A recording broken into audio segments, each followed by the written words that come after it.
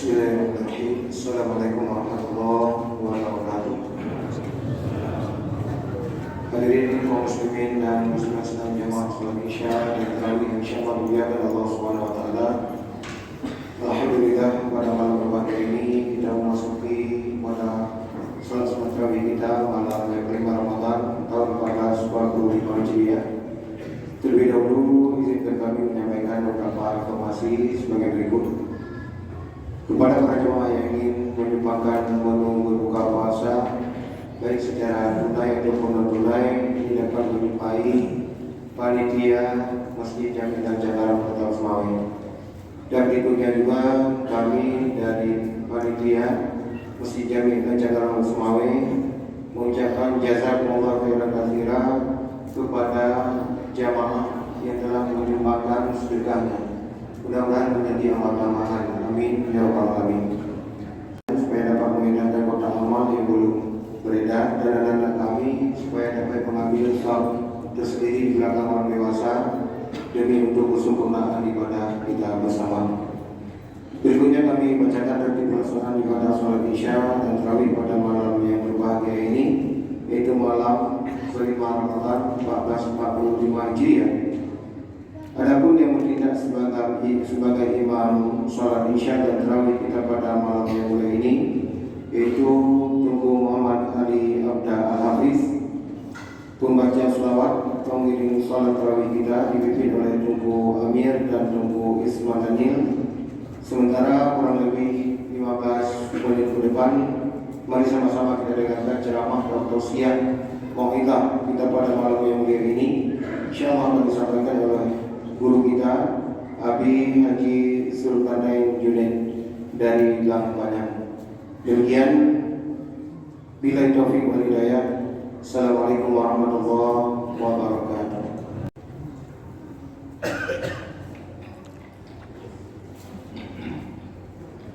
Assalamualaikum warahmatullahi wabarakatuh. Alhamdulillah alladzi faddala syahra Ramadan ala sa'iri syuhur.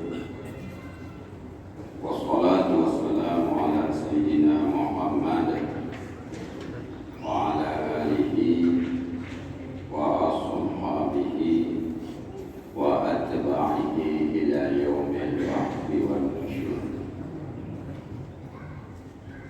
Ayyuhan nas ittaqullah. وقال تعالى في كتابه الكريم أعوذ بالله من الشيطان الرجيم يا أيها الذين آمنوا كتب عليكم الصيام كما كتب على الذين من قبلكم لعلكم تتقون صدق الله العظيم. Hadirin sidang jamaah salat tarawih yang dirahmati Allah. Ibadah puasa Ramadan salah satu wasilah jalan untuk masuk surga. Orang yang kepingin masuk surga puasa. Hadis dari Jabir bin Abdullah, ada seorang laki-laki datang kepada Rasulullah. Laki-laki ini berkata, "Ara'aita ya Rasulullah, ara'aita idza shallaitul maqdubati wa sumtur ramadana wa ahlaltul halala wa haramtul harama adkhulul jannah?" Qala na'am. Laki-laki ini bertanya, "Ya Rasulullah, apakah apabila aku salat 5 waktu tidak pernah tinggal dan aku puasa bulan Ramadan, aku halalkan yang halal, yang dihalalkan oleh Allah, dan aku haramkan yang haram, yang diharamkan oleh Allah. Adkhulul jannah, apakah aku masuk surga? Qala na'am. Rasulullah menjawab, ya, masuk surga. Jadi dari hadis ini bisa kita ambil kesimpulan, orang yang sholat 5 waktu dan puasa Ramadan, ada ketinggalan makan hadis walam azif ala dzalika syai'an, aku menghalalkan yang halal, aku mengharamkan yang haram, walam azif ala dzalika syai'an, tidak lebih dari itu, apakah aku masuk surga? Kata Rasulullah, ya, masuk surga. Jadi orang salat 5 waktu tidak tinggal, orang yang puasa bulan Ramadan, ya kalau dia punya harta dia tunaikan zakat, kalau dia punya kekayaan dia naik haji. Berarti orang yang bertanya pada Rasulullah ini dia bukan orang kaya, orang biasa, orang miskin. Dia hanya salat waktu, salat 5 waktu, puasa bulan Ramadan, dia halalkan yang halal. Oh, yang berpahala oleh Allah anak berpahala biji. Apa yang dihalalkan tidak diharamkan, apa yang diharamkan oleh Allah tidak dihalalkan. Tidak lebih dari itu. Ya, katakan sama Rasulullah, ulun dalam surga. Rasulullah menjawab, ya, masuk surga. Jadi sangat mudah.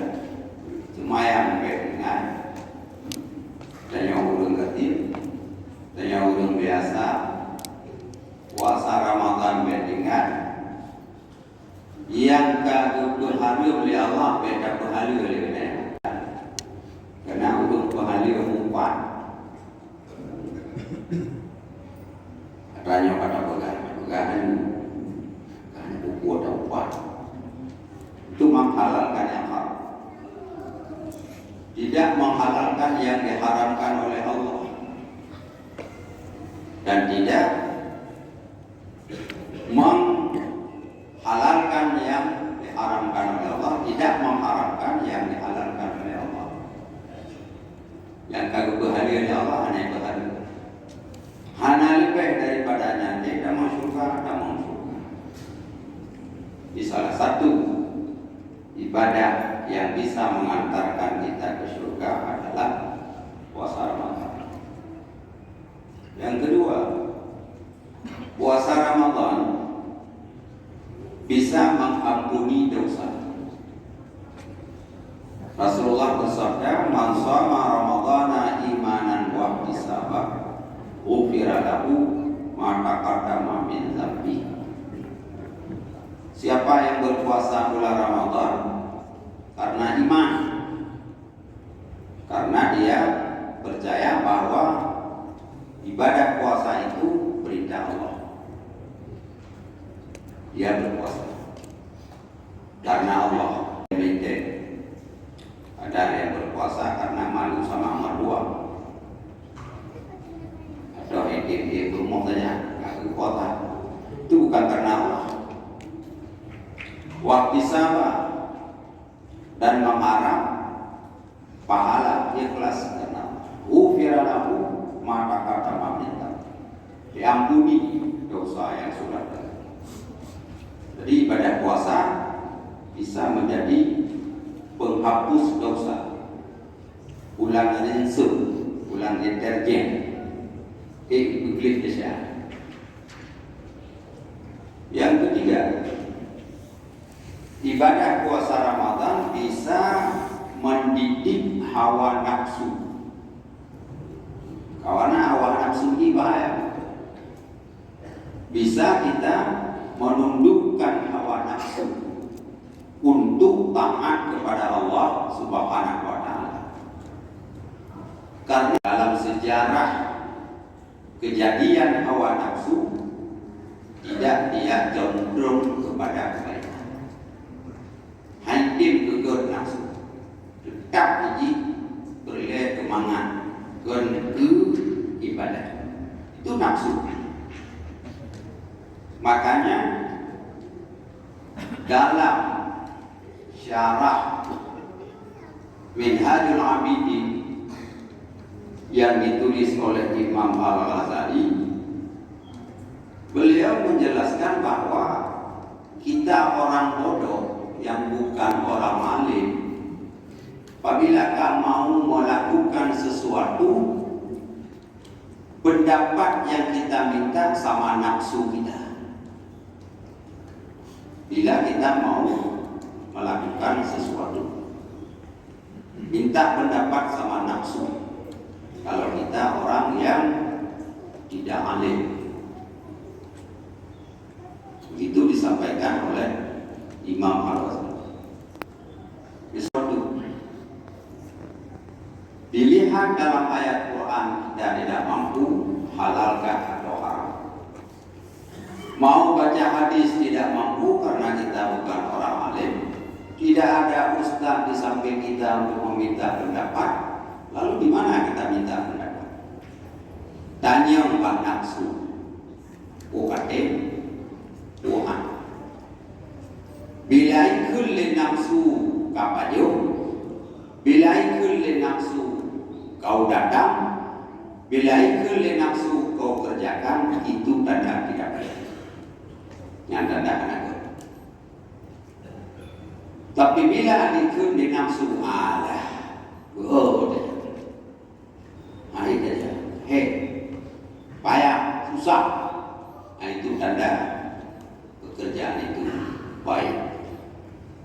Yang untuk akhir, bila orang yang tidak bisa memahami ajaran agama dengan baik, karena nafsu tidak mau dia untuk kebaikan.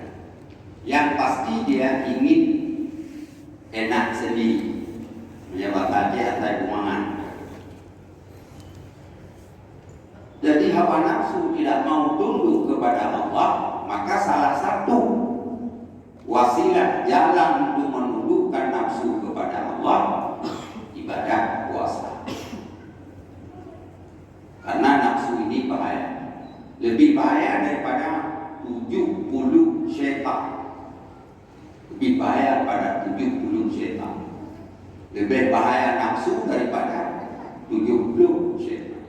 Kenalkan nafsumu, karena nafsu itu lebih bahaya daripada 70 iblis.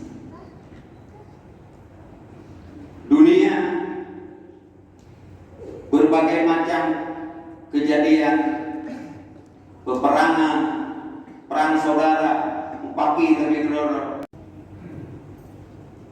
istri durhaka pada suami hanya karena nafsu. Suami menceraikan istrinya.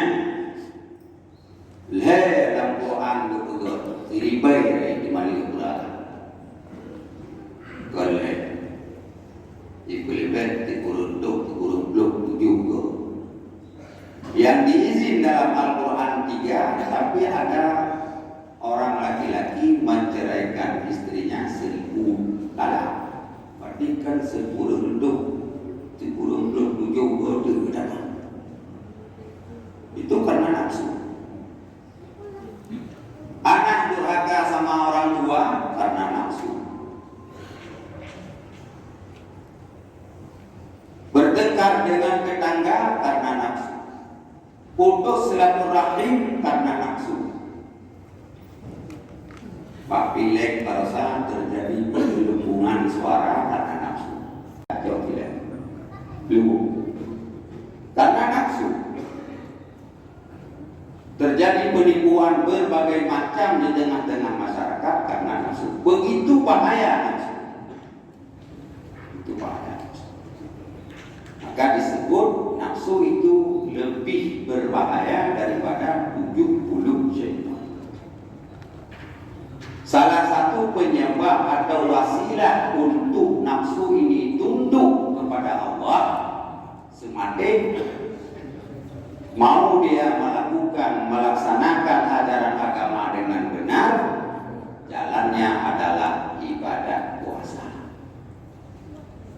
Ibadah puasa. Beda. Dibuat dia lapar, dibuat dia haus, dia lemas dia.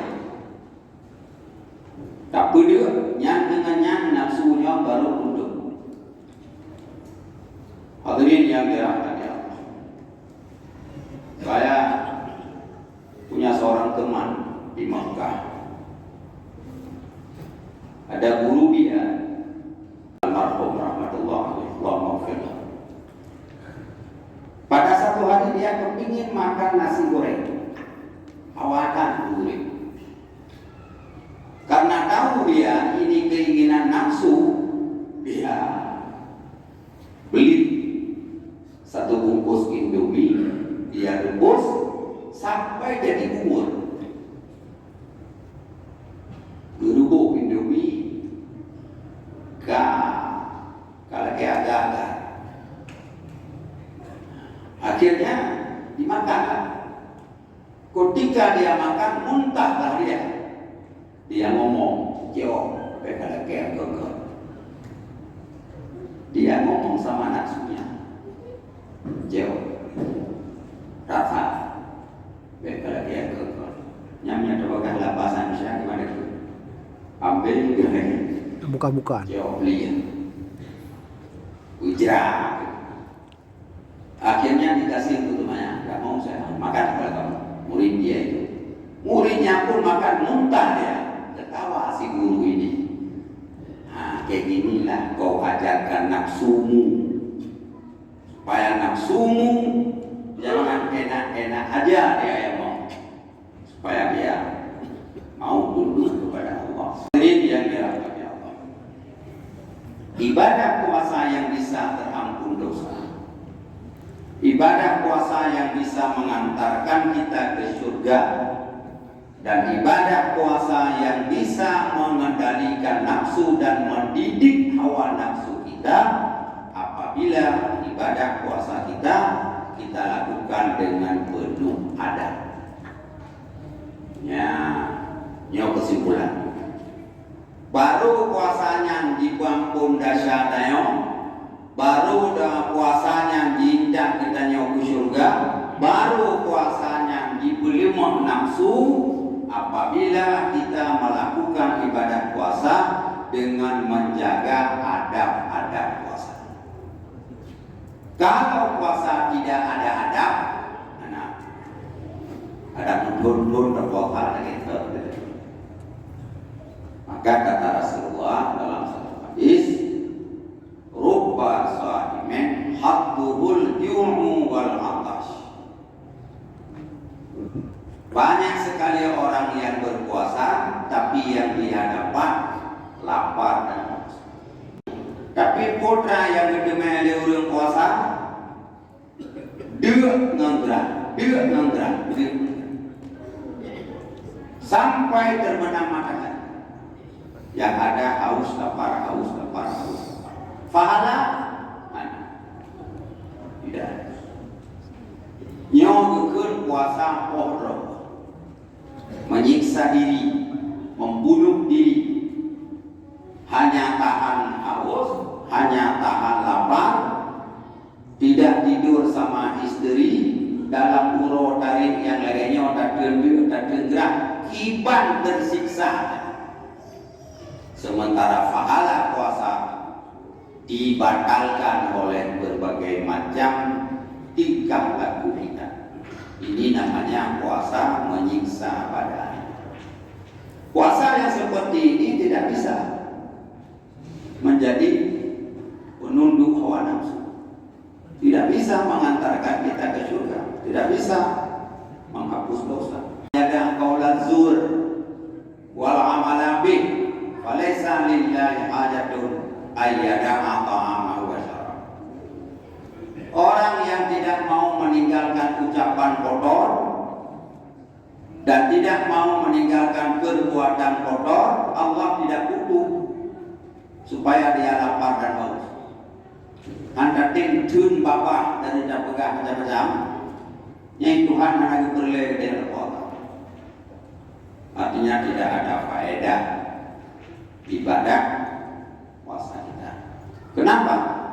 Karena lisan kita tidak kita jaga. Haba kita pegang, duduk. Maka dalam hadis yang lain, idza kana yaumu shaumi ahadikum fala yarfus wala yaskhab.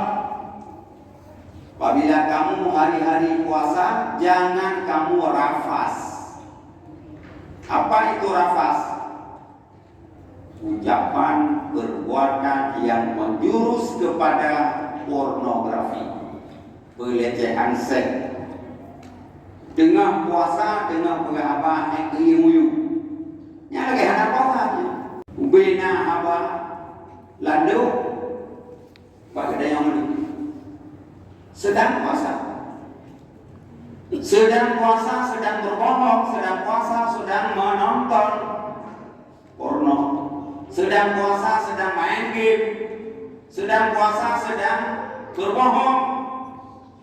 Puasa yang seperti ini disebut puasa yang tidak punya adab dengan Allah. Untuk siapa dia berpuasa? Untuk makhluk atau untuk Allah? Kalau untuk Allah, berarti hadir Allah setiap saat dalam hatinya. Hanta jikir dirawat di dalam pun hana tua kalam. Kan karena dalam hadir dengan Allah dengan Allah melihat, Allah memperhatikan, Allah mengintip. Tidak berani kita hidup. Kok ngomong yang tidak, berbohong, berdusta, sumpah palsu, melihat sesuatu dengan syahwat, itu bisa membatalkan pahala puasa. Yang bisa membatalkan pahala puasa adalah makan makanan halal yang banyak ketika berbuka puasa. Ini yang bahaya. Nah, dari demi fajar kata dun gerang, kata dun dia, kata dun dari puro turun wadai buka puasa nyahinan kamabe itu. Nya bina ban pahala puasa dari gunung yang kata pesawat hangus semua hanya gara-gara limuan tiba kafe 12 nung cindoi 20 raya tamat kanji lah 20 lah dia tak tunjuk ayam dengan ada kepala Arab yang ada di cindoi baru dia itu. Kalau seperti ini berbuka puasa, apa arti puasa? Tak kalah pada puasa dengan kurma, air putih. Sunat berbuka puasa dengan kurma.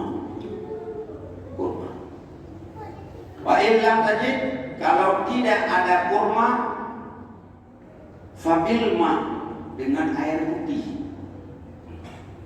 Dari waktu baca doa, udah biasa semayang. Ya, mereka pun kemana? Pokok kata rencana mempromo. Kuat ada kuat. Ikut di promo, pok timon, tak pokok, tak cicah, tangra, ya lo tinui merah, buat bilang mau nambok namanya. Jadi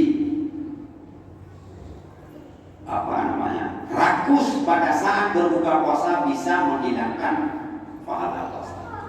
Seperti ini puasa yang tidak ada adab. Yang ada adab pun puasa ya. Ada adab. Ngenso ada adab dengan Allah. Jadi sedang kita makan, sedang berbuka puasa itu macam kata kalung, nyan Allah Ta'ala genging kuat pula. Tayu tun dia di putroro. maka omalamu juga ditanya poput mandang kadua pakai pilih dan dapat bina kau andung salah yang betul jadi ini tidak ada faedah yang disebut oleh Rasulullah. Berapa banyak orang yang puasa yang dia dapat hanya haus dan lapar saja. Mudah-mudahan hadirin yang dirahmati Allah, masih panjang ibadah puasa, lebih 20 hari lagi. Marilah kita menjaga adab dalam beribadah puasa, sehingga puasa kita bisa terampun dosa-dosa kita yang lalu, bisa mengantarkan kita ke surga, dan bisa menundukkan hawa nafsu kita untuk taat kepada Allah Subhanahu wa Ta'ala. Jangan berlebih-lebihan pada saat berbuka puasa. Amin ya rabbal alamin. Wallahu muwaffiq ila aqwamit thariq. Wassalamualaikum